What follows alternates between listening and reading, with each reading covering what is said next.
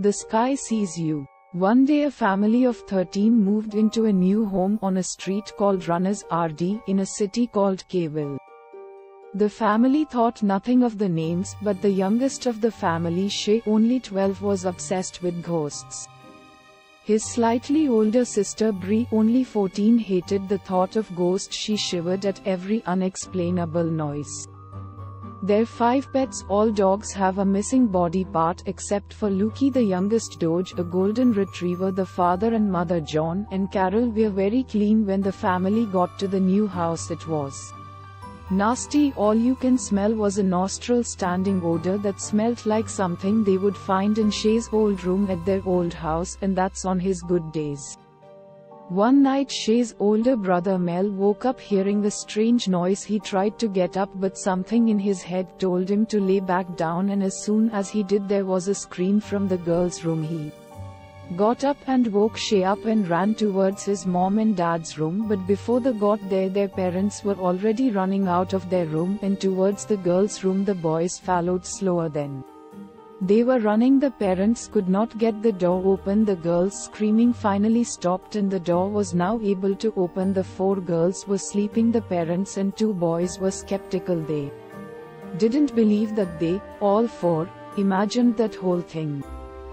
The next morning 3 of the 4 girls came running down the stairs, and when the parents had asked about the 4th daughter, the girls just chuckled in a joking way. Then Anna, the youngest of the girls, replied, "She's not feeling well," she said. "She's staying in bed." Then the girls ran outside laughing. 3 nights later the dad yelled to Bree and said, "Honey, she can't feel that bad. It's been 3 whole nights. I will like to show me daughter this month." The mother went up the stairs, and before she can reach the girls' room she was flying back down the stairs. When the husband ran after her she was already dead. He looked up the stairs and he saw Bree and yelled, "Bree, did you do this?" And Bree just shook her head no, and John yelled saying, "Then who did?" And Bree just pointed up, and then after John had called 911 for an ambulance and got all the kids except Bree, whom refused to come downstairs, even close to the door ready. He packed his bags, got in the car, drove the kids to an aunt's house. He drove back to get Bree. The lights were all out. The ambulance had still not come and Bree was no series to be found.